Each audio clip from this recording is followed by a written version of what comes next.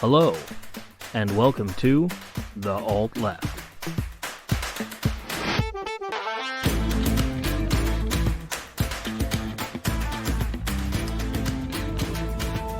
Welcome back, everybody, to episode 58 of The Alt Left. I am your host, Chris. With me, as typical, is the good Reverend Dr. K. Good evening, everyone.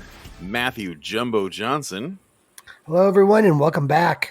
And as per promised on Twitter, we did run out and kidnap the listener with the most likes on our Twitter, and that is Stauffy is here, is Erik.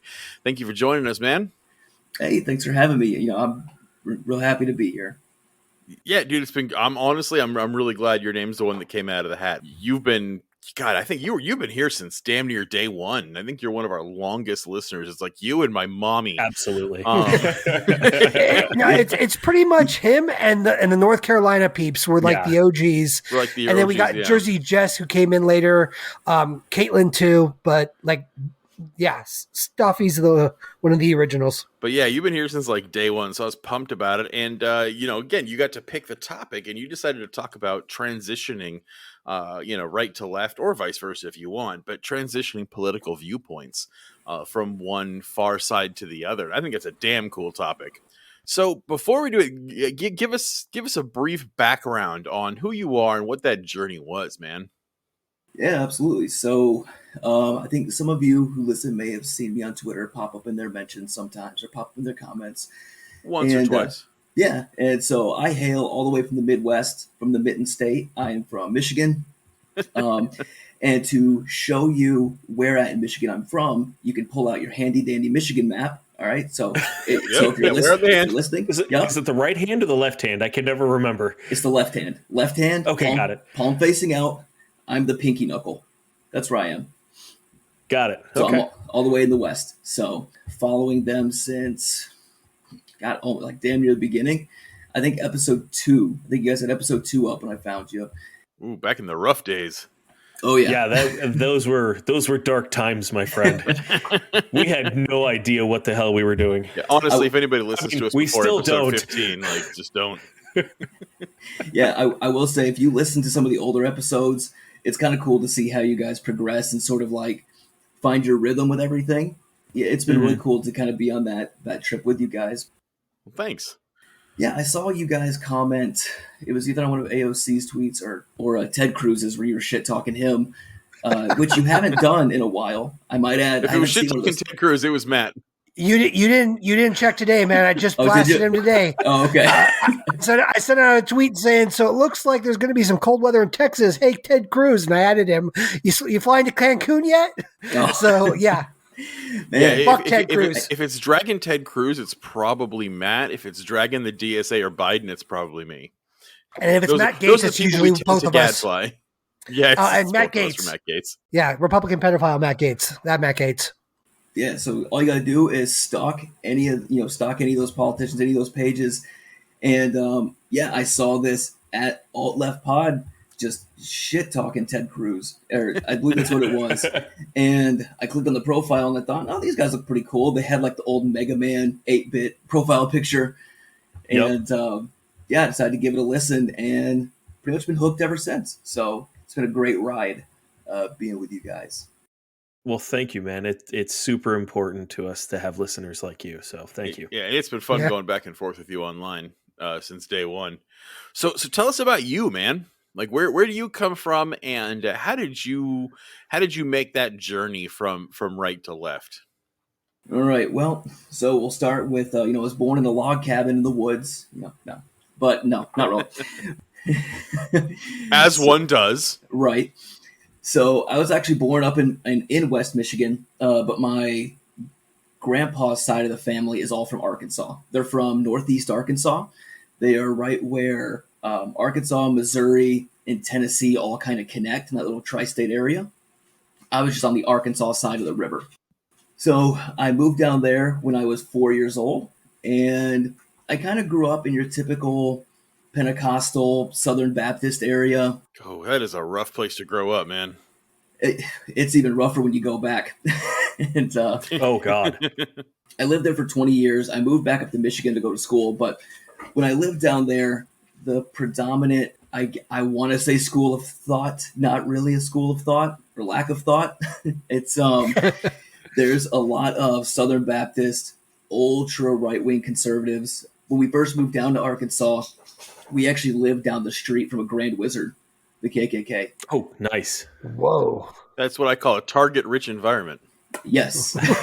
Well, for those of you who don't know, it's Harrison, Arkansas. It is it's considered like the white supremacist capital in the U.S. There's tons of sovereign citizens, neo-Nazis, Aryan Brotherhood, KK, anything, not necessarily around all of that, but I grew up kind of being adjacent to it, right? So I used to work at a Best Buy, and seeing somebody come in with a swastika tattoo or an SS lightning bolt wasn't super uncommon.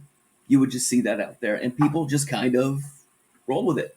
Growing up, I grew up Pentecostal, but it was like this weird New Agey Pentecostal, how they described it anyway. Yeah, I saw the confused look How does on your that face. work? Yeah. Yeah. Okay. Well, it's the Holy Spirit comes to you via quantum technology, much like our today's sponsor of Dr. K's Quantum Massage. Right. We are still running that special. Yeah, absolutely. You get 2 quantum massages for the price of 2. And if you put in code Stauffy, you will get 2 Jesus crackers as well. Yes. We'll we will send those to you. So anyway, tell us more about the clan, buddy. The wine sold separately. All right. Yeah, that's not free. They don't give that away. No. I grew up kind of in a heavy Pentecostal area, which is weird because Southern Baptist was the main strain of Christianity down there. I was in this little Pentecost pocket down there. Mhm. And like I said, it was the New Agey Pentecost. And what that means is it's even better than quantum massages. You got to show your elbows, and women could wear pants. Ooh, so Wow. so Yes. you can Ooh, flash absolutely. elbows and ankles while you're speaking in tongues and handling snakes and drinking poison, Oh right? my god! Oh my god, dude! The speaking in tongues thing. I'm glad you said that because I hear a story coming. have any of you seen the documentary? It's either Jesus Camp or Friends of God. Friends of God is on HBO. No, I haven't. That sounds familiar to me. How long ago did it come out? Friends of God came out in 2007. Jesus Camp was 2004, and I think Friends of God was 2007. I was gonna say that's getting close to my my atheistic coming out time. So like I that sounds familiar. I probably have seen them. I don't know, but now there's some required viewing. I'm telling you, it's to get the full Arkansas Pentecost experience. You can just go watch I'm Friends good. of God. Are you sure? No. So yeah, you can go on HBO. It's Friends of God. It's an old documentary they have, and you can kind of get a glimpse of what church services are like in kind of New Agey Pentecostal churches. Just as insane as like back in the old Quaker days. You can just wear pants now. Like that's pretty much the only difference. So what you'd said earlier about the speaking in tongues, that reminds me of I was at a summer camp one time, and the preachers out there, it's kind of like an auditorium style theater, I guess. So the preacher's down there on stage. He's hollering, he's running around, he's doing all this stuff, he's making a big show and a spectacle. And keep in mind, I'm like 8 years old. So I'm like 8, 9, 10-year-olds up here. And he said, when I count to 3, you're all going to start speaking in tongues, and the Holy Spirit's going to infect all of you, you know, all that fun stuff. So he counts down to 10, and I have a friend who's next to me who used to be hardcore into church. He's absolutely not now, but used to be deep into it. The guy like counts down from 10, 10, 9, 8, 7. He gets to 3, 2. My friend breaks down, loses his shit, and just starts sobbing. And I look over and I go, "Are you okay?" And he just starts making all these incoherent noises and ramblings, like speaking in tongues. Mhm. And Like he just normal keeps doing people do. right, exactly. Yeah, well, and yeah. and he keeps making, he just keeps going on and on and on and on. And the pastor's down there the whole time saying, "You're gonna speak in tongues now, feel the word of God," or whatever. And I'm sitting down there and I'm like, I don't feel anything. Like I don't like, is this supposed to be a voice in my head? Is it supposed to, it like, am I supposed to like, someone supposed to tell me? Like, is it like a game of telephone where we do that? No, but I just sat there in complete stunned silence as these other 8-year-olds are just throwing themselves on the ground, gibbering. And that's a typical thing that you'll actually find. I mean, here's the thing. That level of group coercion is common amongst all religions. It's common amongst anything where you're trying to present a group think. I mean, there's not much of a difference of that as Hillary guffawing over the balloons dropping at the DNC rally. If you were trying to get a group of zombies, this is the kind of shit you do: is you set up an expectation of behavior, and then you enforce it through peer pressure. I have a similar story. Again, like we said, off hours, I myself am a recovering Christian. And, I was unlike Matt, who, started out a faith journey and then was like, nope, this ain't for me, and moved on. I recognized I was an atheist when I was very young. And then in my 20s, tripped and fell into a big old puddle of God, just went in hardcore because I was an atheist, and all of a sudden it was like, oh my God, God has revealed himself. It is real. Like, because again, you find new information. But can you imagine if literally someone showed up tomorrow with actual evidence that the sky is red? You'd be like, holy fuck, I should tell people this shit. You'd get into it. And so I did. I got into it. It only lasted 2 years before I was like, this is trash. Like, part of it was reading the Bible. No faster way to atheism than reading the Bible. Yep. I read it back and forth like 5 times. Every time I was like, I'm going to read the Bible again because I'm getting this wrong. There's no fucking way. Because this doesn't make any sense. It is total fucking insanity. No Lovecraft writing can match the Bible. But beyond that, a lot of American Protestant churches, I don't know if you had this experience in your like Pentecostal one, because it's a little too, but the usually more liberal churches where people, are Christian because it's social lubrication. Yeah.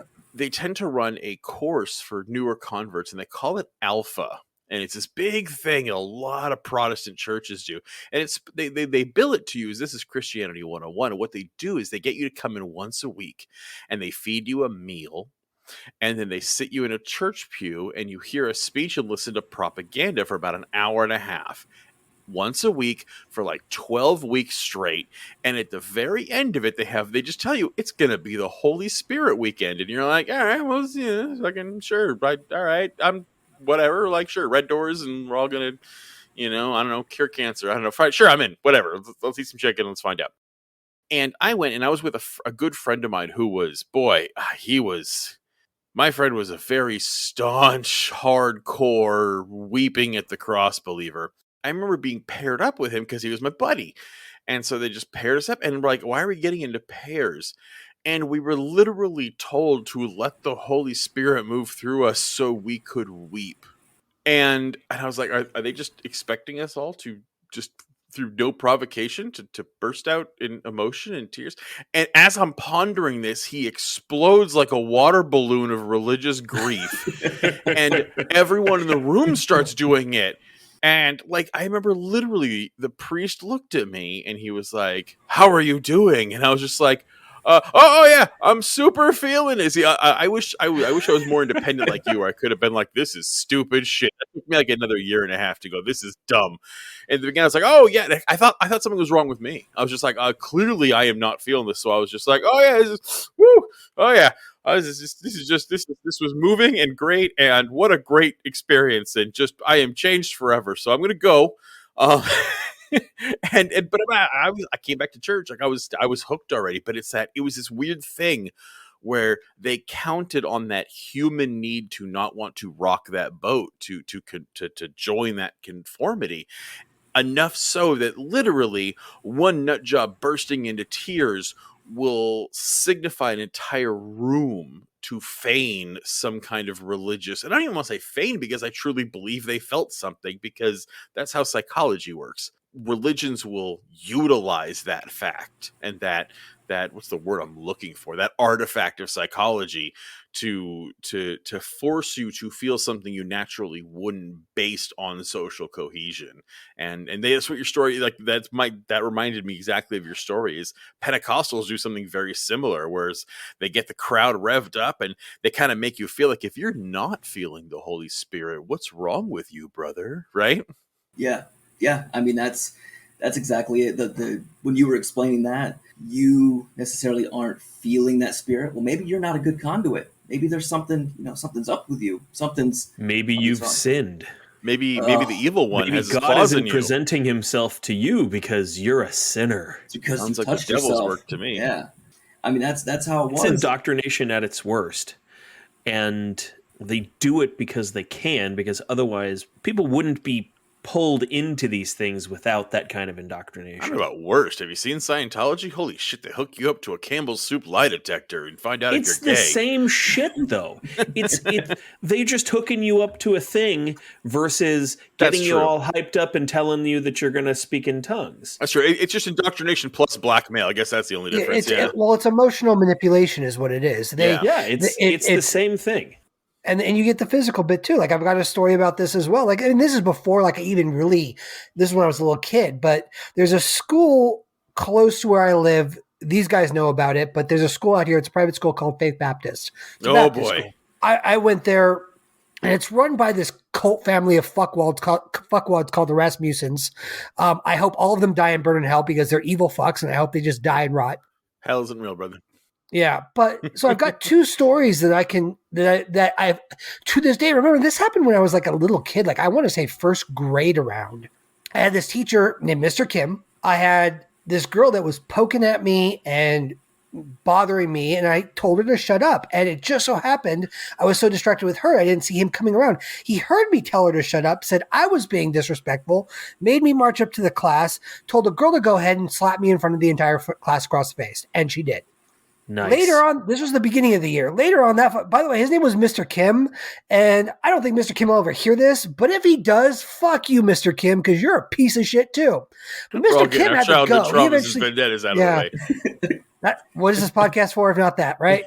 But anyway, later on in the year, Mr. Kim had to leave, and we got a substitute. The substitute was one of the younger Rasmussens, and she was a big old piece of shit twat too. And so she told the class in one of her many like weird culty speeches that Barney songs were witchcraft enchantments, and that if we listened or watched a Barney, we would be going to hell for all eternity and burn in a lake of fire. Hang on, I'm going to YouTube some Barney. That sounds fucking based. Yeah. Well, I think if you watch some Barney, you probably should burn in hell. Yeah, I think you're already there. Right?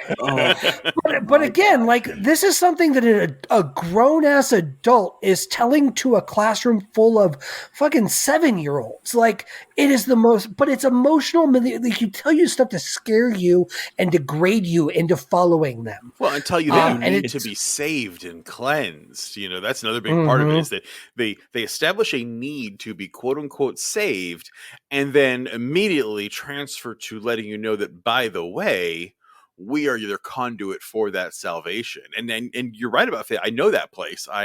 In high school, I was desperately trying to sleep with a girl who went there for church, and I got dragged to a church service, and it was fucking terrifying. Like the sermon was just why you're going to hell and there's nothing you can do about it. And by the way, would you like to be saved? And by saved, it's not like leave us a card and we'll call you and take your money. No, it was like come and prostrate yourself in front of the altar, in front of the crowd, and weep for the mercy of God. It's so fucking culty and weird. And that's how these ones are. And so I think places like that are fewer and far between out there, but I know they're really common in the Midwest and the Northwest and the North. Much more common. Yep. Yeah. Because I think there's a lot less diversity in those areas for religion in general, because Baptist is the way, Pentecostal is the way. Wherever you live, there's one on every corner. Well, I think people in like LA and New York and Dallas, Texas could look at a movie like Footloose and be like, that's stupid. And anyone from fucking Iowa or some backwoods place in Michigan is like, yep. Yeah, they just don't understand. Yeah, I mean, you're not wrong. I mean, there's honestly nothing out here. There's nothing out here. There's no people. There's no... where I grew up was like a semi-rural place, kind of on the border between Missouri and Arkansas. There's nobody but 10 or 20,000 people, probably, right? In my neighborhood, where I grew up was about 1,500. Yeah, and it is a lot easier to gaslight and brainwash 1,500 people than it is 15 million. Yeah. Yep. Oh yeah, very much so. You know, it's a lot easier for the bastards to rise to the top in a small population. Oh, and they do. And they rose pretty quick, and they have a chokehold on the place. I mean, I'm almost convinced, Chris, that, before we started recording, you correctly guessed my haircut and my age, and then you just went on to describe my church experience. So I'm kind of convinced you've been spying on me this whole time. That's ridiculous. Yeah. It's because he loves you. There you go. But yeah, that couldn't happen. Get him. Code red. Code red. Code red. Move on, boys. Get just him. have my mic cut off. Subject is aware. Cut contact. Cut the power. Man, if your electricity went out suddenly, that would have been the most epic moment in podcasting ever. And it happens. Right? It happens sometimes. So, that would have been perfect. But I'm guessing it's real cold where you live, right? yeah, it's currently how cold is it? Cold as fuck. 18 That's the degrees. answer. It's 18 Yeah, degrees. that's cold. So No. it's, I'll pass. It's Fahrenheit? Yeah, it's like there's a snowstorm He going lives on in right the now. U.S. He uses freedom units like the rest of us. Yeah, Yeah, I didn't know they made an 18 Fahrenheit. yeah. Well, I So- think our low was -1. I mean, as someone with a Pentecostal background, I would like to implore you that when the air has frozen and is falling on you and is turning your land into, that's a plague of Egypt, bro. That's God telling you to move. Hey, I like the peace and quiet out here in the country. Yeah. There's peace and quiet. Use headphones. Yeah, see, I'm in Southern California. There's no time of year I can't go outside naked for 6 hours and survive. I went to Los true. Angeles. I went to Los Angeles in 2018 in January. You could tell I wasn't from there because January, it's 65 degrees. I have shorts on, a t-shirt. I'm like, this is amazing. Why don't I live here all the time? And You can. You can. I could. And I was on Venice Beach, and I'm walking down Venice Beach, and all these people are in jeans and hoodies and bundled up, and I was like, oh yeah, I stick out pretty. Yeah, it was because it's cold. it was about 60 something today. It was about 65 degrees today, and Yeah, it was chilly today. I wore a hoodie and a beanie to work. Yeah. Yeah, I went to go check the mail. T-shirt, sweats, slip-on shoes. 18 degrees. I mean, you're just used Yeah, to it. but you were out there for like 3 minutes. Go To out be- there for 3 hours. I be wouldn't have done fair. it for 3 minutes. To be fair, Yeah. I'm with Chris on this. yeah, my mailbox is kind of far away. So there you go. Oh, good. Yeah. So it's far away, and there's snow in between you. Snow and ice and pass, thanks. everything. I'll pass. I don't blame you. So anyway, 20 years goes by, and So yeah, you're basically in red, in a sea of red. So you didn't have Yeah. a prayer of not being red at least a little bit. No, I see what you did there. no, I mean not a single chance. And I will say one thing I'll touch on too before we kind of jump forward to that 20-year mark. I think I had mentioned it in one of the DMs to you guys at one point, but for a very, very brief period of time, I wanted to be a cop, and I was one for like 8 weeks. I was one for 8 weeks. I got all the training. I got all that, and I can't remember what it was, but one of the driving instructors who taught us like the defensive tactics for driving and everything, he made a comment. It was a pretty, obviously I'm not going to repeat it here, but it was a pretty racist comment that he had made about why he likes working the neighborhood he does, along with a lot of bad slurs, and I looked and I was like, I'm gonna be a part of this. I said, I don't want anything to do with this. And I handed in my resignation that next day. This was around the time, if you guys Google this, it was Chavis Carter, Chavis Carter. He was a kid that had died in Jonesboro, Arkansas, where I lived, allegedly had shot himself in the back of a squad car. Oh, God, I remember while he was handcuffed, right? Yes. yeah, And I remember this. I was in one of those backroom meetings with some other newbies that he had there. I remember there being conversations of like, oh, we have to demonstrate how he shot himself. Is there anybody with flexible shoulders that can bend? And I'm like, this is some pretty crooked shit. Like, I don't feel comfortable doing this. And And they didn't ask me to do it. They kind of like looked around the room, they scanned it, and said, hey, who's got flexible shoulders? Like, And everybody You were like, turns their I'm fucking head. I'm Yeah. only physically flexible, not morally. yeah. And I remember that being a big defining moment of, I don't want to go down this career path. I don't want anything to do with these people. I don't want anything to do with this, to do with this department, anything like that. And I bring up the Travis Carter thing because Jesse Jackson actually had come down there, and he was leading some marches and doing some protests.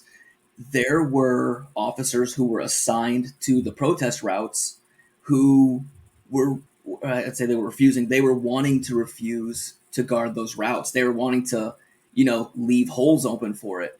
And they were making, quote unquote jokes about it. But to be real, those weren't jokes. Those weren't jokes. Yeah, I mean that's the kind of thing I grew up around. And fortunately, I wasn't into that. That didn't click with me, and I wanted to get out of that and get away from it as far as I could. It actually inspired me to go back to school because I loved doing the legal stuff. I loved doing the boring paperwork, and that's what my education's in. I have a degree in pre-law, which is like the first year of law school stretched out over 4 semesters. Mhm. So I got a pre-law degree with a minor in criminal justice. I kind of went ahead and pursued that career path. I don't work in the legal field at all. I work in finance. So that didn't turn out too well. I think that like stories like that are like when people say ACAB and all cops are bastards, everyone goes, well, except for my cousin Jim Bob, who's the nicest guy and he hugs teddy bears and saves orphans, and it's like, okay, but it's things like that where it's like, you don't have to be a racist, you don't have to be a murderous piece of shit like to be a cop at all, but you have to be complicit in it. And you, someone of any kind of decent ethical moral fiber, looked around and were like, oh, you're really racist and you want to murder people. I don't want to do that. And you left. And that's why there are no good cops, because anybody who is gets pushed out. They either get kicked out or they quit. Or you have to be totally okay with the bullshit that goes on. And you don't have to commit any of it, but if you're okay with it, you suck. Yeah. And that's why it's a job and you don't have to do it. And there are some places that are far worse than others. There are some police departments that are much better. There's some police departments that are fine. Hell, Albuquerque PD goes on, literally has been caught shooting homeless people for sport.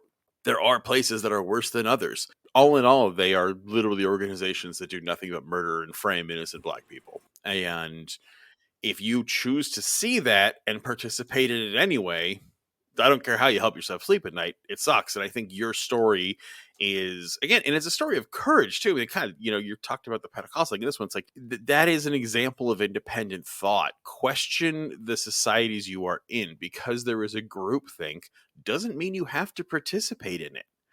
You're allowed to leave a social group or a workplace or a religion or anything, whatever it is, even no matter how long you've been there, no matter how much you've invested in it, no matter how much you feel like a fraud for having, well, man, I devoted 3 years of my life to this thing and I'm super into it. Or, I've given $50,000 to Scientology and they know I'm a homo. It doesn't matter what they've got or what's going on. You can leave anytime. And I think organizations like religions, police departments, that kind of thing, they kind of thrive on that. You can't go, you lose too much. Well, and they almost create that situation too, right? Like they do. a lot of these cops don't have college educations. They don't, and many cops, and I'm not saying all cops, but I am saying many cops are not really capable of having any other job. A lot of these guys are jockey dude bros that were bullies in high school, realized that they couldn't make anything work after high school and was like, oh, I could go do this and get paid? Sweet. And then the police unions are so strong that their benefits, there's no way most of these guys can quit their job and get the same kind of living that they've gotten as a police officer. Way. Yeah, you're not going to get that salary and that benefits package with a solid C high school education. Yeah. So a decade ago, how long was the training course? 8 weeks. To become a police officer? 8 weeks. 8 weeks. 8 whole weeks. And that was 40-hour weeks, right? That was 8 to 5, Monday to Friday, legal training, driving, shooting, hand-to-hand, all that stuff. So it takes longer to become an EMT in some states than it does to become a police officer. Yes, that is true. Yep. That to me is the absolute insanity of what it is to be a police officer in this country. Dude, LAPD and New York PD both have some of the most rigorous training programs, and they're like 12 weeks. I know, but that's my point, is that I'm saying that like 8 weeks, that's all it takes to become a police officer. That's all it takes to be allowed to have a gun and have, a modicum amount of authority over other people and to police. That's all it takes is 8 weeks worth of quote unquote training. Yep. And to put that into some perspective, to get my phlebotomy license, and for those that don't know, those are the people that draw your blood when you go to the hospital. It we took also know a them as year. vampires. Yeah, those two. It took a year. I had to go to school for a year just to be allowed to stick a small needle in someone's vein and draw a very tiny amount of blood. That's invasive. I'm not going to, however you want to say it, that's an invasive procedure. Just think how much how much power they're given over people's bodies. Yeah. And 12 weeks is all they can muster for training. It blows me away. Yeah, and here to kind of add up to this whole fucked up sandwich we have, that's just the people who make it through the initial screening. Imagine what gets screened out. Yeah. I know a couple people who failed that screening, and it's like, I'm really glad they did. Yeah, oh, thank God, because you'd have made a horrible cop. Yes, but I actually have known of a couple people who tried and failed, and boy, was I grateful for that. Yep, I'll never forget. Because man, if you can't even pass your test to get on the murder brigade. One thing I will never forget, having to do the 1.5-mile run, and the guy who showed up 2 minutes late, work boots and jeans, and ran the whole thing. Kudos to that guy. I don't know what happened to him. I don't know where he's at right now, but hey, I don't know, he's probably fighting God somewhere. I was going to say he's probably sitting in a squad car someplace. Oh, probably. Yeah, probably. I've seen some of the people they filter out. I was friends with some of them. I went to high school with some of them. Because again, it's a small town, it's a small area. Just to give you an example, a question, one of the tests. Like point A to point B, if it's 1 mile, if you go from A to B to B to A, how many miles did you travel? 17. 0. There were technically that should be a correct answer. Yeah, technically. But yes, someone couldn't count to 2. Yeah, there were. I was in a test room. I was in a test room of 78 people. 25 passed. Jesus. You don't even have 2 brain cells to rub together if you can't answer that fucking question correctly. Hey, maybe you should shut the fuck up and back the blue, buddy. Fuck the blue. Just because I knew how to use a ruler and could count. Right. You'd have made lieutenant quick. I do have one quick question because you grew up in this. So you've gone. So you started right. You moved left, and I know we're getting there. But I'm just curious. How much pressure do you get in an environment like that to conform and to not think outside the box? Is it if people see you just starting to veer a little left, do they instantly just be like, no, and just kind of like peer pressure, that's wrong, or the red alarm goes off? Yeah. Are you talking about necessarily the department I worked at, or just kind of like the town and culture as a whole? Town and culture as a whole is what I'm talking about. Okay. There's a seismograph on Reagan's grave, and if it tumbles too much, they know something's wrong with him. Right. Yeah. So I guess the culture as a whole, I would say that there is some good peer pressure there to fall in line. This is what you have to believe. This is what's right. Jesus loves guns. This is it right now. If you deviate from that, then it kind of goes hand in hand with that Pentecostal thing of wanting to conform. Because if you're not conforming at your place of work, at school, if you're starting to lean a little bit left that way, word will get to your church. Word gets to the pastor, the deacons. Word will get to them. And you start to get ostracized there. And I saw it happen to one guy, and it looked like it destroyed his life. Hell, I imagine you get side-eyed at the market, Yeah, I mean, and it's insane. But yeah, I would say the pressure is pretty intense. Now, I have a lot of left-leaning friends who are still in Arkansas. I have some who range from liberals all the way to communists. I mean, I runs the gamut of left-leaning people who are still in Arkansas. And a lot of them do feel like it's kind of trapped, but they don't want to move because they want to turn that area blue. And bless their hearts, I hope they do it. They can't. Gerrymandering's real. Yeah, they did get medical marijuana. So Like 45 states would be blue if it wasn't for gerrymandering.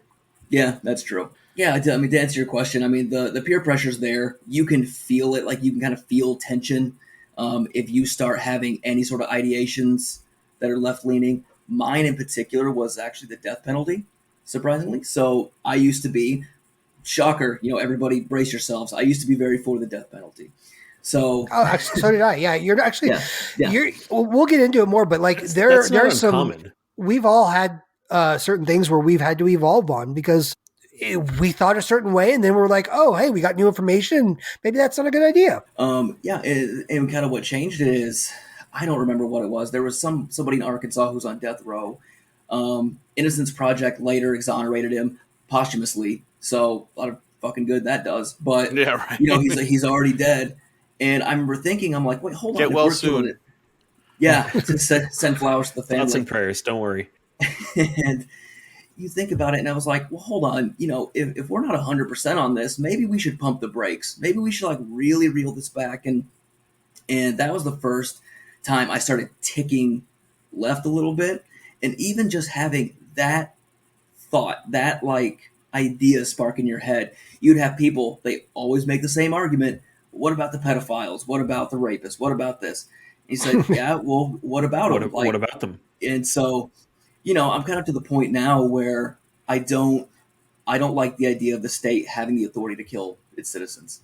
I just don't, regardless of who it is. I don't like the idea because it can be wielded by someone like Trump, someone who can, I would say, theoretically start executing political dissidents, Yeah, that's legit. So- That's a thing that happens all the time around the world. Yeah, no, I completely agree. There's no, historically, there's no way the death penalty has ever been. I mean, first of all, criminal punishment is not a deterrent for crime. Number one, prison, let alone death penalties, don't deter crime. Yeah. But beyond that, like besides just not deterring crime, there's never been a time in American history where the death penalty has ever been applied equitably at all. And so you have a system that doesn't even accomplish what its goal is or what its stated goal is, because it does accomplish what its real goal is, but it doesn't accomplish its stated goal. In its application is completely racist and classist. You do not find rich white men getting the death penalty very often. Yeah. No. You look on death row down there, and It's pretty dark on death row. yeah, it's like individuals of a certain complexion. That's it. Yeah. No, it was that's just statistics. Prison is mostly black. Death row is almost exclusively black. Yep. And what is not black is mostly brown. Yeah. Yep, that's pretty true. Yeah. So Yeah, there are very few Norwegians on death row. yeah. The Dutch don't have a big population there. So back to the journey of moving left. So you've now given up your I assume dream of becoming a police officer because your moral compass says that this is fucking wrong. So what's the next step? Yeah. So after I left there, that was my dream. That was what I wanted to do ever since I was little. I quit. I left. It wasn't what I thought it was, and so I'm like, okay, what do I do now? So I did the next logical step, and that's to work at Best Buy. So I worked at a Best Buy for a year, way more ethical of a job than what I previously had. And I did that for a year, and I thought to myself, you know what? I want to go back to school. I'm going to go back to school, and I'm going to go study criminal law, constitutional law, all that fun stuff. My parents had already moved back to Michigan for a job for my stepdad. He got offered a job, like a once-in-a-lifetime thing that he just couldn't pass up. He moves up here back to Grand Rapids, and I'm still down in Arkansas. And this was in 2013. I was married at the time, and I told my then wife, I was like, hey, let's just go move to Michigan. There's a lot of educational opportunities up there, because unless you want to be a soybean farmer or get a degree in radio or journalism, there's nothing for you in Jonesboro, Arkansas. But I will say, the guy who voices Squidward, he came from Jonesboro, so they do have that. Hey, So something good happened. They do have Squidward, and the first female senator too, Hattie Caraway. Fair enough. So there you go, the two good things. So I get up here, and I go to a school called Grand Valley State University. It is based out of here in West Michigan. They have 2 campuses kind of all over the county. I get in there and I meet my advisor. And I'll say her name, maybe on the off chance she does hear this. Professor Mullendor, she was my advisor. I had her for the entire time I was there. One of the greatest teachers that I ever had. She had actually been an attorney for 45 plus years. And so She was a professor there. She's a tenured professor. I'd always heard these scare tactics when I was growing up of, if you go to college, you're going to be more liberal. They're going to indoctrinate you with all this, this and that. It was none of that.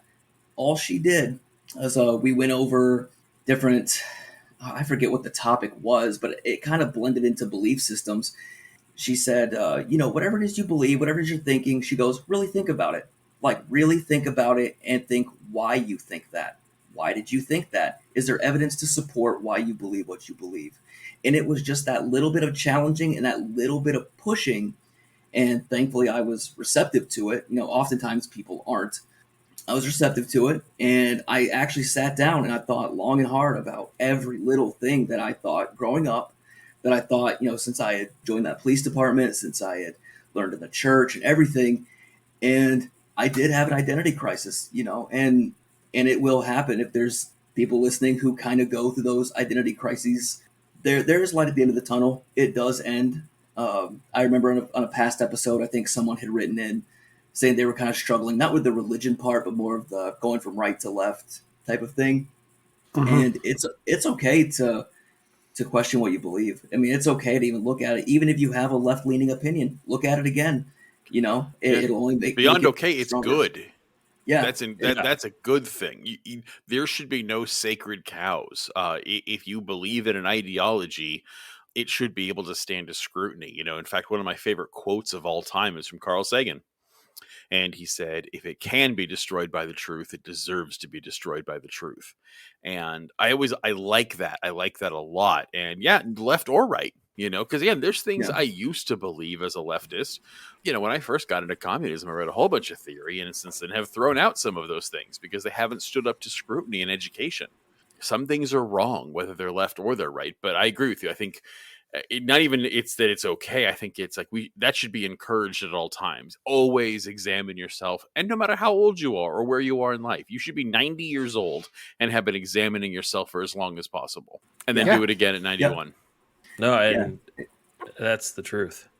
And if for anybody who's afraid of changing and taking back things they've said, I've said this also, if you don't cringe when you look back on some things you've said and done, you haven't evolved. You haven't grown. Yeah. Oh, that's absolutely all my Facebook memories. That's all it is. Yeah. Same. And that's a good thing. You can man, I look back at what I said 10 years ago, and that was kind of shitty and ableist, or that was inherently sexist, and that was shitty. It's like, yeah, that's good. That feeling you have of ew, that's good. That means you've grown, and don't stop. Keep going. Yeah. Yeah. Mm-hmm. Yeah.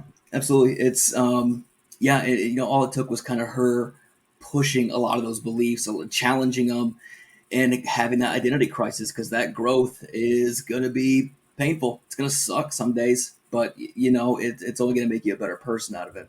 It's a common thing on the right to say that college is indoctrinating and school indoctrinates, and it's a lie. And I don't even think most of them believe that. I think they know the truth is simple. Education, being exposed to different ideas, realizing the truth of the world, that's what brings people left. I think that's the reason why I've gone from liberal to democratic socialist / socialist, why Kay's gone from liberal to progressive, why Chris has gone from, I think Chris has had the biggest journey because he went from a single issue voter who voted for Bush to full-blown card-carrying communist. Man, well, first of all, you just outed how old I am. But yes, the very first election, the very first election I ever participated in was W. And I was a single issue voter. But I gotta say, even that, it's that's a cop out, because don't get me wrong, that was the issue. The assault weapons ban wasn't that old, and I was really upset about it. I'm a very pro gun guy, and I was pro gun when I was much farther to the right, and I'm pro gun now that I'm super far left. It's pretty much never been a time where I haven't thought guns were awesome. Well, yeah, if you go far enough left, you get your guns back, right? Yeah, being armed is a leftist trait. But anyway, that was basically what I led my charge on. But the fact that I was able to be a single issue voter and say like, well, I'm just pissed that the assault weapons ban is stupid, and I'm voting Republican because they're gonna not tread on that, and blah blah blah. But it's kind of like, it's like that saying that people have said for a while, that voting for Donald Trump doesn't mean you're a racist, but it sure as fuck means that's not a deal breaker. And it's the same kind of thing. Like the fact that I was willing to be a single issue voter for him means that the rest of the bullshit wasn't a deal breaker. And granted, the Republican Party is far more off the rails now than they were back then. Back then, they were a bunch of idiot, super fucking crazy Christians, and that was about it. They were like, oh, abortion sucks and we love Jesus and blah blah blah. But the Republican Party then was kind of like the Democrats now, with just add on some religiosity onto it. Yeah. They hadn't gone completely off the rails. They were still shitty, but they weren't like turbo fascists like they are now.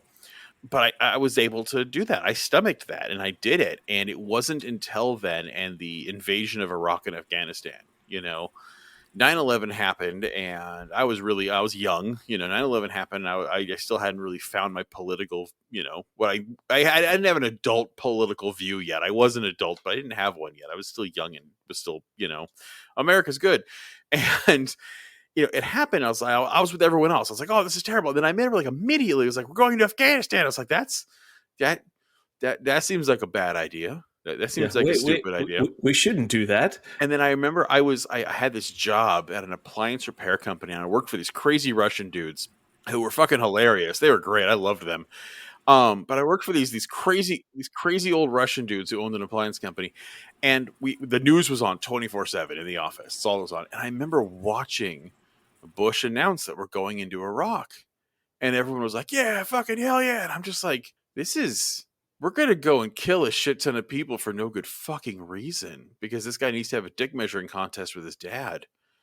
And then I didn't realize he was actually having one with Cheney. But the point is that, like, that was the part that really opened me up. It was literally the post 9/11. It was watching the Patriot Act go through, watching the invasion of Afghanistan, the invasion of Iraq. And I was like, oh, shit, this is terrible. And that's when I started getting active in protest. And I started talking to leftist groups. And I started actually hearing what, like, Marxist theory was. And so I started researching, like, why capitalism might suck. And the more I learned, the more I just fell down the hole. And then, by the time I decided to go back to school, I was pretty far left. And I was working for Greenpeace when I did that. I was pretty far left. But once I decided to go back and actually get the history degree, that's where it really cemented me to be like, all right, well, let's kill some Nazis. Because education breeds that. And the more you're willing to question and learn, again, and you might learn things you disagree with, and that's okay. But if there's a reason why education tends to breed liberalism, is conservatives say you're going to get brainwashed, but it's actually quite the opposite. It's you have been brainwashed into this right-wing culture, and they fear a critical examination of it because they are all about sacred cows. It is all about white Jesus. It is about the American flag. It is about imperialism, and it is about capitalism. And if you look at any of those, and especially white supremacy and male supremacy, and if you look at any of that through a critical lens, it tends not to hold up. And that scares the shit out of a lot of these people. Mm-hmm. It absolutely does. Yeah. And I found a lot of them don't like having that conversation. Yeah. They don't like to have that why would they? Because it's uncomfortable, as you were saying. They've also built up an identity around themselves with this stuff. It's the same way religion becomes a part of who you are. So it's like, in a lot of ways, you can't poke holes in one without attacking them personally. It's like if somebody's truly religious. I used to have this problem all the time. Like when I first came out, when I started really getting into atheism, I was very militant about it. And I've backed off a little bit now, but even casually mentioning something, like not even just attacking someone, just talking about like how the Bible straight up not only endorses slavery, but outlines how to fucking do it. Mm-hmm. Like just casually mentioning that in conversation will trigger so many Christians because they've built up their entire identity and sense of self around this idea that Jesus is perfect, the Bible is perfect, and the moment that has a little hole poked in it, it's not just poking in a hole in what they believe, it's poking a hole in who they are as a person, because that's part of them. And it's the same thing with right-wingers. Not to say that the left doesn't do this too. if I found out tomorrow, like that, I don't know, we learned that like at 2 weeks, a baby is, 2 weeks, a baby is fully formed and has thoughts and is a real human. I might have to start rethinking my stance on abortion a little bit. I don't know. Nope. Not bad example. I'm sorry. No, I probably wouldn't. I'm just throwing that out there. But I what don't I'm care if saying is that like, baby's composing literature. and again, Women aren't incubators. I agree. Bad example, but we're getting beyond Oh, the point I'm making is that my sense of identity and who I am isn't wrapped up in my political beliefs. My atheism, like I am an atheist, but again, if God comes down from the heavens and like there's like fucking proof and we start seeing water turn to wine and seas parting and like little angels trumpeting down, I'm going to be like, well, fuck, I guess I was wrong. Like, but it's not going to destroy who I am. And for a lot of people on the right, though, I think it does, is you can't start poking holes in their belief system without them feeling like you're attacking them personally. And I think that's part of the reason why you have it's impossible to have civil discourse anymore, is because that's a big piece of this. It's like, we're not just attacking their political beliefs. We're not just saying there's something wrong with religion. We're saying there's something wrong with them as people. Yeah, and when you personally identify with an ethos like that, and again, like, don't get me wrong, this is coming from me, where like I am zealously, my personal politics do partially define who I am, and so I get that. I get that want to be like, I am this thing, but move on, like that. That's okay, and it's okay to be wrong. I have a cross tattooed on my shoulder. That does not represent who I am at all anymore, and that's okay, because if you're wrong, just figure that out, because then you get to be right afterwards. Like, it's this idea that you can't be wrong. And I think Matt kind of hit it on the head, is when you build up not even just a self-image, because the self-image, but it's also an image of your family and an image of your community. It's like, to tear that down, you are literally forcing someone to possibly accept that everything they know and love is wrong. Cognitive dissonance is a painful bitch. And that's a lot. It's a big ask. I think it's a good one. Again, like, dude, your journey, Erik, where like, I mean, leaving the fucking police force, leaving a Pentecostal religion in a small town, dude, it does not get harder than that. We're not done yet. Oh, shit. Hit me. No, it's, yeah, I mean, we're getting towards the Lefty part of it, but we're kind of keep going, man. Sorry. So, yeah, we're a little long-winded here. You may have seen. Hit us. Yeah, no, you're good. No, you're good. I love the rants, so that's why I've listened for over a year. So I do it a lot. So one of the things that I really wanted to highlight too, I guess one of the big, I would say, moments of my life, not necessarily just the transformation part of it, was meeting people who you stereotyped, who you were against, and then like that getting thrown right in your face. Michigan has a very big Muslim population, mainly on the east side in Dearborn, outside Detroit. Mm-hmm. But, there were some that went to school over here, and I got to meet some of them. And I'm like, oh, so, Islam and Christianity, it's like the same religion, just on a different, two different sides of the same coin. They were just like me, And so I was like, okay, well, I was wrong about them. But the big thing that really had an impact on me was I worked in this office where I worked in accounts receivable. And I worked with a girl. She got hired with me. And she said, hey, my brother got hired on too. He's my twin brother. They're identical twins. And she said, we were just kind of discussing whatever. And she goes, oh, by the way, he's trans. And I said, oh, okay. Like, prior to that, I've never met anybody who was trans. And like, I didn't really know what to say. Like, my first knee-jerk reaction was just like confusion and nervousness. And I didn't know what to do. And she goes, but he's not out yet. He is now. But at the time he wasn't. And I don't think he was on any hormones, but I think they had like the breast binding done. Mm-hmm. So he had that done. And I met him, and he was the nicest, chillest guy I'd ever met in my life. We had so much in common. I know it hadn't come up earlier, but I've been involved in martial arts for about 20 years. With the martial arts community. He was super involved. Mm-hmm. Like, he wanted to just kind of learn more about it. He was kind of into the, UFC and MMA. And I have friends who are in the UFC currently. And I was like, yeah, let's just come over, let's hang out, let's watch the fights. And And fast forward a couple of months, and it's at a Buffalo Wild Wings, which I never thought I would have a life-changing experience in a Buffalo Wild Wings, of all places. I had to throw myself before the buffalo.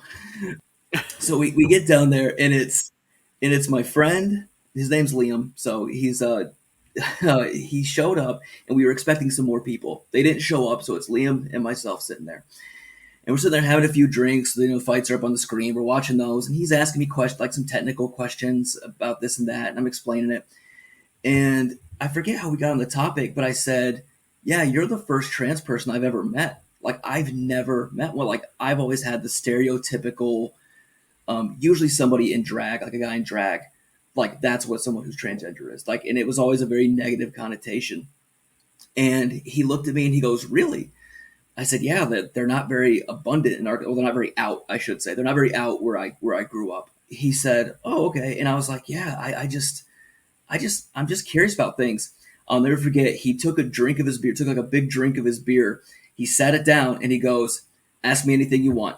He said, "Nothing's off limits." He said, "You can ask me anything you want. What do you want to know?" And so do I pop the clutch, or like how does it? Yeah. Yeah. Oh, The answer is 42, just so you know. Oh, thank you. Then we paid our tab and left. No, he. I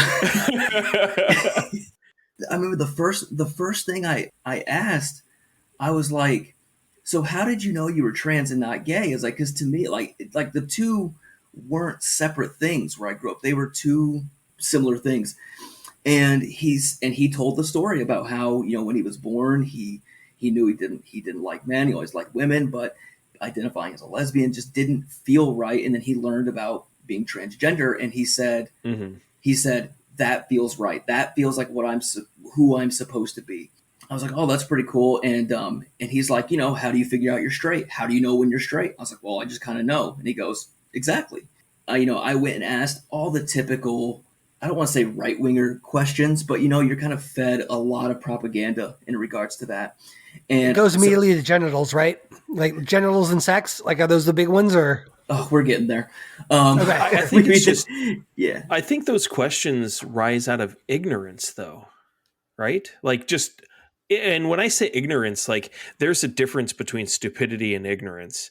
One is the inability to comprehend. The other is simply that you don't know. Yeah. Right. And it was simply just not knowing, it being such a taboo thing where I was. And, the first thing I asked about, because, we've all seen those dumbass Ben Shapiro videos of like the pronouns, all that, all that dumb shit. So, and I was like, "So do people get really hung up on that?" And he laughed and he goes, "No, man." He's like, "Look," he's like, "Do I look like a girl to you?" And he doesn't. He looks like a typical guy you find like at a skate shop, like every skater boy. Yeah. So sure. He looks like a guy. And he goes, "Do I look like a girl?" I said, "Not at all." And I was like, "Do some people still call you like she or her?" And he said, "It's sometimes." He goes, "But usually what most people do is you just correct them. You say, 'Actually, it's him. Like, my name's Liam now.'" And I was like, "Oh, okay. So then we just like move on?" He goes, "Yeah, you just move on unless you're an asshole." He's like, "Unless you're going to be an asshole about it." He's like, "Just move on." And I was like, "Oh my God." And this sounds crazy looking back at it, but I looked back and I'm like, "Oh God, they're just people. They're just like me. They're just like, hold on. They're not some mythical creature we need to demonize and shun them away from everything." I was like, "He's just like me. We're into the same things. We actually lived a block away from each other, and the town we used to live in, but we both since moved out of that town. And, we would come and hang out with each other all the time and just chill, drink, and whatever." And yeah, to circle back around to the previous point, genitals. So I asked about that. I said, I was like, "So what do you call like the transitioning?" He's like, "Well, there's top surgery, bottom surgery." He explained all that. And he said, "I actually have my top surgery scheduled for X date. I'm going to get that done." He goes, "Bottom surgery." He goes, "I still have some more hoops to jump through first before I could do that." And that's a little more restricted. Like, you have to go through a lot more therapy and things like that, or is it a little bit more with medical side? Like, yeah, he said he had to be on testosterone, I think, or some hormones for so long, which he did get on in the time that we hung out. And so, which I was very jealous because he could grow a beard and I can't. And as we've said before we started recording, all three of these guys have beards. I don't. If you see it in my profile picture or any picture I have, I don't have a beard. I wanted to take his drugs so I could get a beard. And so he don't worry. Eventually, because I couldn't grow a beard. The thing is, I could not grow facial hair. It was patchy and ugly. And then all of a sudden, like 32 to 35, like I just stopped. Real hard. I just stopped caring about facial hair, and then all of a sudden, I could grow a beard. It was really weird. So there's still hope for you, is what I'm saying. Yeah, I was actually the same way. I could never grow a mustache. All I could grow was a beard. Like the growing a mustache. He had the chin strap of hell. Yeah, it was awful. I had all this hair down here, but like it was like I called it the Frenchman. I just had this weaselly little pedo stash. It was disgusting, and it was awful, and it was terrible. I just never had one. All I had was a goatee, and then like I had a surgery, and so I was home for weeks. I just didn't shave. And I had a mustache. It's like, oh shit, I can grow a mustache now. So basically what we're just really trying to say is that there is hope. I just have to believe. Just believe, try it out. It'll be okay. But yeah, I think, but going back to your buddy, like that's the thing is like what your homie did there was he did you a solid. He deprogrammed you because these thoughts you have, these questions like, oh, well, trans are so weird and this kind of thing. It's like, that was because of the community you were in. It's because that was the information that was given to you.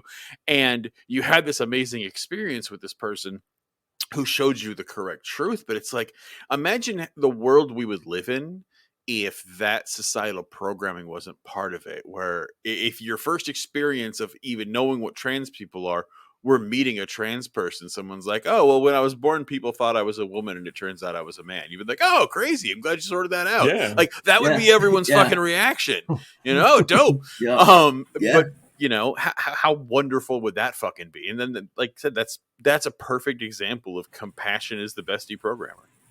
Yeah. Mm-hmm. And he's very much involved in his LGBTQ, I guess club it is at the college. Mm-hmm. I don't know if it's like a club or what they call it, but he's very much involved with them. He does some outreach stuff, and he's even told me, he's like, if you ever want to learn more, he goes, he told me which building it was in. He's like, it's over in this building. He's like, come say hi, come meet some more people. We have Halo tournaments every Wednesday. You can come, and I'm a big Halo player too. So shout out to your gaming episode. And I'm a big Halo player. And he's like, yeah, come play some Halo tournaments up there. We'd love to have you. Yeah, it was just, it was a good 3.5 hours that we were chatting about everything under the sun, from terminology that I used that was either derogatory and I didn't know it, to just outdated terms, Yeah. It was very cool to have that kind of experience. And, and I do credit him a lot with like that deprogramming that you mentioned. It was something that needed to happen. And, I hope if there are other people out there that are kind of go through the same thing, that they can find their Liam, find their friend that can just debunk all of that, and all it was having beers at a Buffalo Wild Wings. And again, 90% of the time, that's what it is. It is, a queer person, a trans person who has to do that energy. But one of the best way to pay that forward is to carry that as well. Is if you want to be an ally, is carry that forward and call out other people's transphobic nonsense when you can. That's the best thing you can do to do any kind of giving back. But it's hard because it's the fucked up thing where it's like the people who are the most effective at deprogramming this bullshit are the people who shouldn't have to put in that fucking emotional energy to do it. Yeah. It's a sad fact. Yeah. The ones who are going to be the best at it and most motivated to do it and have their voices heard the most are the ones who shouldn't have to. Yeah. I mean, I'm grateful that he did. And, every day I do try to pay that forward by being an ally. And, a lot of it was just seeing and hearing comments and jokes that were either transphobic, homophobic, whatever it may be. And you call it out. You don't give it the time of day. Like, you don't put fuel on that fire. Don't laugh at it. Just be like, hey, that's kind of fucked up. Try to combat those stereotypes. one Facebook comment section at a time, I guess. Yeah, or start a leftist podcast because it alleviates your white guilt. You sleep great at night. You can but actually have put no real risk involved in anything. I couldn't recommend it more. Wait, it's alleviated your white guilt? God no. But I was just making sure because I desperately wanted to. we're trying real hard, okay? The only time I was ever invited to the cookout was via marriage, and one day I want it to be for me. Oh man, yeah, it's funny. It's funny you say you're saying being invited to the cookout too. One of my friends who the one who's in the UFC, he's black, and I actually kind of had a similar-ish conversation with him, not as in depth, but he's one of the nicest, kindest guys who would give the shirt off his back to anybody to help him out, and had a similar thing with him, and it wasn't like a shocking revelation like, oh, you're a person too. No, it was just more of he grew up in a rougher neighborhood, and there's a lot of preconceived notions you have about people who grow up in those kinds of areas, and he's able to set that straight and say, no, that's not true, or yeah, maybe that's a little bit true, but it's blown out of proportion. And so yeah, I mean, I've met a lot of great people since coming up here. And I had a friend text me and say, when are you moving back to Arkansas? I said, fucking never. Why in God's name would I want to do that? No, not going back. You know, I'm eternally grateful for everybody that I've met up here. There's been political candidates that I've met up here, some like local, run for state representative, school boards. Mm-hmm. There's progressive groups over here too, just kind of more small, disjointed groups. The DSA is over here. Sorry, Chris, but they do operate out of Grand Rapids too. And I got to meet Dr. Abdul El Said out of here. So he was a candidate for governor. He is a leftist candidate that ran in 2018, came up short, but he does a lot of healthcare advocate because he's a medical doctor. So he does a lot of healthcare advocate work. I would say that's kind of the end of the journey, but really the end of the journey is discovering this podcast and slowly getting pulled ever more left with each and every episode. That's the plan. Me and Liam's working the gay agenda and I'm working the pinko one. I swear, there's been some episodes where one of you guys will say something. I'll be like, that's a really good point. And then like on my free time, I'll just like look into it or do something and be like, yeah, they had a real point. And I tick a little bit left every single Monday. That's how they got me. Honestly, Eric, I'm still on that same journey. Like, Chris will make some asinine thing that I think at the time I'm just like, what the fuck are you talking about? And then I get to thinking about it, and it makes more and more sense. And you continue to think about yourself because, as Matt was saying, like, you go from being more progressive to being more leftist, or you go to being more whatever, how you want to describe yourself. The thing that you really need to do, or that people need to do, is simply evaluate your own beliefs and understand what those things are and continue to make some sort of progress on that self-exploration journey. And if we're not making that self-exploration journey, you are sitting in one place and you're not doing anything. Yeah, you're dead. You're not living. And it is more important to come to some sort of understanding of yourself than it is to do anything else, I think, in your life. Yeah. Right? Yeah. A leftist is a person who's right. They're just right too soon. Yeah. I mean, I completely agree. I know I alluded to this earlier. I think it was before the recording. I alluded to a story about a Pentecostal woman that I think I was going to tell you guys. Oh, yeah. So please tell us about this. Okay. It is. Yeah. So we're going to rewind a bit. This is back, I think this was 2010, 2011. So around that time. And I still lived in Arkansas. I was still kind of involved with the church. Not to a superhuman degree, but I was still kind of under the influence there, in that sphere influence. So every October, my old youth pastor, he owned some land. So he owned some land way out in the countryside. And it was some land that was both on the Arkansan and the Missouri border. Oh, I've seen this movie. This sounds like the beginning of a Criminal Minds episode. Well, or a Rob Zombie movie. Oh, I wish, but I'm starting to hear banjos playing. Like, yeah, there's some Deliverance vibes. Yeah, but I mean, it's way out in the middle of nowhere. And every October, he would have our Fall Fest. And that just because he had a huge plot of land, it's been in his family for generations. So we'd all go out there, have fun, cook out, hang out, do whatever. Well, at the time, I was trying to get with this girl. She was part of our same church group, but she was homeschooled. So it was a homeschooling group associated with our church. And so I only ever saw her during these church get-togethers. And I had tried for so long. I was like, man, I really want to go out with her. I want to do this. And her mom, well, her parents, but mainly her mom, were super controlling, super just over the top. And so much so to where she had to turn her phone over every night and she'd review the text. Jesus. So she would message me. She would message me. Fuck. And then just delete them.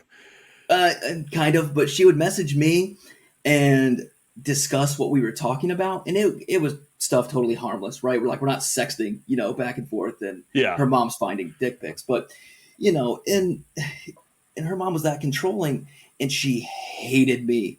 This woman despised me. And the reason was because I was in martial arts. I've always been heavily involved in that community, and she hated it. She called me barbaric. She said I was this and that. She made every comment under the sun at me. Because that's what everything martial arts is about, right? Yes. Yeah. Yep. It's barbaric. And so... Got it. Okay. So just endless bloodlust. I met her at this Fall Fest. Like she came over there. And there is no real parking space. It's just a part in the property where everybody just puts their cars. I had this old black 99 Mazda Protege that I bought for $1,000 from a junkyard. So I'm not driving the best car. I pull it over there and I just leave my keys in the car. And they're sitting in the seat and I'm having fun and do whatever, seeing my friends. And we have a hayride. Well, the girl I'm trying to meet goes on the hayride. I mean, of course, I got to go on the hayride too. I'd be dumb to pass it up. Satan gets all the credit, but no one weaponizes a boner like God. You ever notice? I'm telling you. And so she gets up on the hayride. I get up in there, and we're sitting, hanging out, and we're just driving down these back country roads. And we come back, and first off, her dad was there too, and they let open the back gate, and they had to put 3 hay bales down, kind of like stacking them like stairs, so you could get out. So they put the hay bales down, and her dad gets out first, and he's holding his arm. If I can kind of describe it, like he's holding his arm horizontally like this, where kind of his elbows even with his shoulder, acting like a guardrail or like a handrail. So people are getting off, and they're grabbing his arm, steadily getting off. It gets to me, and this bastard moved his arm. So he moves his arm as he gets to me, and I'm like, okay, whatever. I brush it off. I don't think anything of it. No, it was total snub. Right. And so... No, it was an arm. Weren't you listening? Yeah. And so I get back, and I realized it's getting a little chilly. So I'm like, I need to grab my coat. I'm going to walk out to my car. I go where the cars are, and I don't see it initially. I'm thinking to myself, well, maybe I park somewhere else. This is a big piece of property. Like, maybe I'm somewhere else. So I walk to the other end of the property. It's not there either. It's like maybe I'm having one wild fever dream and I don't remember anything. So I'm walking around everywhere, and this lady's the girl's mom. I don't remember her name, so we'll just say Brenda. That's the Karen. Yeah, Karen. Brenda or Karen. We're going with Karen. Go with Karen. I don't remember her name. So I walk back and I find my grandma. She's kind of just standing by a fire, and I said, "Hey, have you?" Wait, your grandmother. My grandmother, yep. So grandma stole your car? That is fucked. Oh. No. So no. I mentioned that mother's name because I'd forgotten her name earlier. So Miss Karen, I'm looking for her. I can't find her anywhere. I'm like, okay. So I go and I try to find all these people. I can't find anybody. I find my grandma finally, and I said, "Hey, do you know where my car is?" And she goes, and she looked at me very confused, and she goes, "What are you doing?" And I said, "I'm looking for my car. I went on the hayride." And she goes, "I thought you left." And I said, "No." She goes, "Well, your car left." And I swear it was right on cue, like divine intervention. My car comes pulling in to this long driveway, parks in the grass, and out steps fucking Karen. She gets out of my car, and I walked over and I said, "What are you doing?" And she said, "Well, I just had to see what kind of music you were into, if that was going to be good enough for my daughter." I said, "You fucking stole my car." I mean, that kind of overrides the music thing.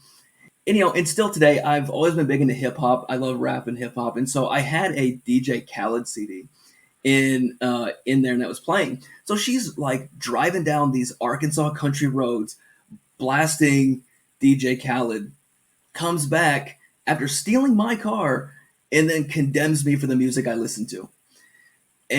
And I said, "Hey, I'll excuse stealing vehicles, but I draw the line at DJ Khaled." The fucking nuts on some people. I swear to. Yeah. I swear, hey, here's man, the fucked up right thing name. about this, though. Like, the logic behind this, it's like, if the goal is to just know what kind of music you have, there's no why logic behind this. well, no, but like, why is there a does the car component need which to move? why does the car have to be in motion for this to happen? The keys are there, go in, like, if this is your goal, just turn it on and listen to the music. Why are you driving around? Matt, she was led by the Holy Spirit. Clearly. Jesus took the wheel. Crazy bitch stole your car. No, Jesus did. Jesus took the wheel. Took the wheel. There you go. Don't you wish Jesus would actually take the wheel? Not in that case. He took my car. No, because he didn't speak English. He spoke Sanskrit. He wouldn't have been able to read the manual. It would have been terrible. It would have crashed into someone. He would have felt really bad about it. No, she probably had insurance. It'll have been fine. I mean, clearly in this case, Jesus is an asshole who steals cars. American Jesus does. And Jesus takes the wheel in all kinds of places. He steals cars of people who have god boners for their daughter, and sometimes he leads us over to the post office. Maybe that's where she went. So, maybe she was heading over to Jumbo Johnson's mailbag because she knew there was something for Erik there. Hold on, before that happens, Erik, did you end up getting with her or not? No. I've played this game. It is 1 in a million shot. Sorry. It is a lottery winning to try to get Christian ass. It doesn't work. Yep. House always wins. I was rooting for him. I was rooting for him, but I was also being a realist. Yeah. True. I'm rooting for the baby giraffe too, but I know what's happening when the lion comes for it. Anyway, Matt, what's in the sack? Yeah. So coincidentally, we got one here, and I think you guys are going to like this because it comes from Erik. Hooray. Erik? Yes. So this is asshole again? I know, right? Like, the guy won't leave us alone. Talk about boners. Shit. But no, so this is related to the gaming episode. I thought it'd be cool to actually have, since we're having you on, to do this here. You can respond in real time, Yeah. So you had mentioned that you had no idea how we got through the entire gaming episode without mentioning the toxic cesspool that is 2010 COD Modern Warfare lobbies. And I think we did say Call of Duty, but like, here's the thing. And that's none what of us are big first-person shooters. 1 and 2. But none of us are big first-person shooter, like, at least not those kinds. Like, we're really into RPGs and things like that. Like, I think our big, like, multiplayer game we've been playing lately has been, Back 4 Blood? Like, I think Back 4 Blood. I haven't seen him on there in months. He doesn't hang out with us anymore in Back 4 Blood. No, that's also true. He doesn't love us. We had a zombie killing team, and now the zombies have won. Breaks my heart. It's pitiful. I'm going to steal your card to find out how Satan has influenced you. I'm just going to say I haven't gotten an invite in months. All right. Just putting that out there. Sorry. What? I don't know what to tell you. We should start inviting Matt to play Back 4 Blood. You should. But so anyway, we keep getting denied. I think we did mention that, but you also were really sweet. You were just like, mentioned that you were catching up on our episode since the break and wanted to let us know that, it was good to have us back. And, you guys were looking forward to new episodes. And so now that you're here, I just wanted to kind of give you that shout out and say, thanks, man. We really appreciate all the love you've been giving us. Not just you, but all the people that are regulars. We've got Mary Kelly out there. We've got you. We've got the North Carolina crew, Basehead Faye, TD Gamer. I mean, you guys have been absolutely amazing. I can't thank you all enough. It's been wonderful having you guys. It's what makes this worth it to me. I don't know. Yeah, honestly, we don't get paid for this. Literally, No. the joy is like when we get feedback and people email us. So, like, everyone be like Erik. Like, seriously, shoot us emails. Give us criticism. Give us love. Give us something to talk about. We love getting emails and tweets. Yep. It's absolutely the truth. We don't have advertising because we just, we like doing it. And page long DMs on Instagram from your girl Mabel. Yeah. Oh yeah. Those are great. Mabel's amazing. I love Mabel. We gotta try to get Mabel on here. We gotta get her on here sometime. Yeah. Yeah. What else we got, Matt? So one other thing, not so much a mailbag, but I do have an announcement I wanted to put out there. So for those of you that don't know this already, Facebook sucks like a lot. Yes, it does. So we actually had an issue. So we decided there was an incident. There was an incident. So I decided there was a zucketing. Yeah, let's give this a shot. Let's try Facebook ads. All right. So I decided I put a little cash down for our Facebook page. Wanted to see what would happen. All right. What happened is all we got is right wingers coming under our page to talk shit. That's literally all we got. Like, it's true. I think we got like two actual page likes and follows. The rest was just people literally like spewing the most vile hatred. Like, we didn't interact with these people. They just saw an ad for our podcast in their feed and decided they needed to talk shit. Right. And one of them. So what you're trying to tell me is that it was an amazing investment. No, it was totally not worth it. I actually ended up canceling the ad. Okay. But one of these assholes I'm just making sure. Told us to get the fuck out, you stupid bastard motherfucking commie shitheads. That was his original. He's not is even him wrong. reading it verbatim. Yeah, that was literally that is what he said. That was his original comment. I mean, that's a good secondary name for our podcast, right? But again, so I like it. So my response was, should we change the name of the podcast now? Yeah. Okay. Get a new logo, Matt. Yeah, working on it. But anyway, so I responded, and my first response was. I basically was not even talking shit. It was just like, do you not understand how Facebook algorithms work? Like, if you just ignored this, you'd be fine. But by interacting this, you just told the algorithm that not only do you like our page, but you want more content like it.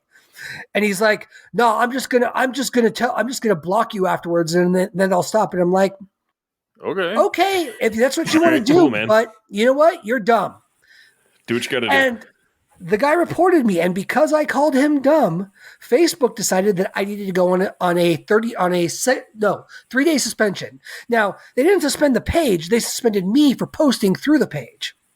Then I guess the guy reported the first comment, and they cited that one as also being bullying, and decided to increase that to 30 days. So Facebook has decided that cussing us out is not bullying, because I reported him too and they took no action. They decided that his comment didn't go against community guidelines. But because I called him dumb, I'm a bully, and therefore I needed to get zucked. And so after this happened, I talked to the guys offline about it, and we were just kind of like, I don't think we need to be using Facebook anymore. Disengage, yeah. But the thing is, this is how Facebook always is. And if I could share a super quick story, I used to work with a guy, and he wore this giant bling on his neck. And he went to Vegas. He told the story. We went to Vegas one time, and he got mugged. Like, dude just walked up, saw this giant diamond necklace he had, punched him in the face and tried to rip it off his neck, but it was actually quality jewelry and didn't break. So they get into a fist fight in the middle of Las Vegas Boulevard, right? And the cops come, break it up, and they're like, what happened? Is this dude tried to rob me? And the guy said, no, that guy fucking hit me for no reason. The guy totally lied, right? And it was a pointing fingers. And then they pulled out their IDs, and that guy was from Vegas, and my friend was from California. They looked at the IDs, said, have a nice night, grabbed the other guy, threw him in the squad car, and drove off. Because, tourists probably aren't the ones who are mugging people, but even if they were, they didn't care. Californians are their bread and butter. That's who pays the bills out there. And it's the same with Facebook. They're not going to turn on the right. Facebook has become a cesspool of fascist right-wingers and boomers. And if they're going to go ahead and nail people for quote-unquote bullying so they can say they're doing something about it, but they're never going to be on your side on that one at all. And they're always going to be on this guy's side. And what are most boomers? Right-wingers. Yeah. Well, and that was kind of part of the conversation is we started looking at it and we realized we're not getting new listeners from Facebook. We have very little interaction on the page. What little interaction we do comes from like Erik and TD Gamer and a few others, but all of them interact with us on Twitter. All of them interact with us through Discord or other ways, and that's where we've gotten most of our listenership is through Twitter anyway. So it's going to take a while because apparently I can't cancel a page or just close anything down when I'm zucked. All I can do is literally use Facebook Messenger. So until I'm out of Facebook jail, I can't actually shut it down. But what I am going to be doing is once I'm out is our alt-left Facebook and group are going to be shut down. All interactions on social media are going to Twitter because we're done being on Facebook. Like Chris said. Twitter and Instagram. Hit us up there. Yeah, it's a cesspool. Anybody that's used to interacting with us on Facebook, we're out. We'll probably be gone after it's like I said, it's probably gonna take 30 days, but we're really not gonna be using the account anymore. I've already, you're not gonna see any more episodes going to our Facebook or anything like that. So, hit us up on Twitter. That's where we're at, or shoot us an email at theallleftpodcast@gmail.com. And, fuck Facebook, fuck Zuckerberg, fuck fascists and fuck right-wingers. Yeah. Yeah. Oh, so it's basically fuck you, Stauffer, you're cool. Fuck you, we're out. Should have just stolen the car. Yeah, right. All right. Anyway, that's my rant. So back over to you, Chris. Take us out of here. So this has been awesome. Yeah, dude, Erik, thank you for being here. This was fucking fun as hell, man. This was awesome. You know, we've had some guests on where we were like, this person doesn't know how to talk, and this, and no, dude, this was rad. This was a joy. You fit right in. I'm glad we had you. I'm super glad you're the name that came out of the hat. And we will probably hit you up to have you on some other time because this was great. Yeah, absolutely. If I remember any other crazy Pentecostal stories, I will be sure to let you and everybody else know. Sounds good, man. So thank you again for being here, and thank all of you for listening. We love you to pieces. We will be here again next week. Unfortunately, sans Erik, unless he kills K through quantum means and takes over the show, in which case, whatever. Good luck. You're up for a fight. We're swapping guys with glasses. You better learn how to edit, buddy. But until then, we will see you guys next week. Take care of yourselves. Take care of each other. And remember, kids, the revolution is you.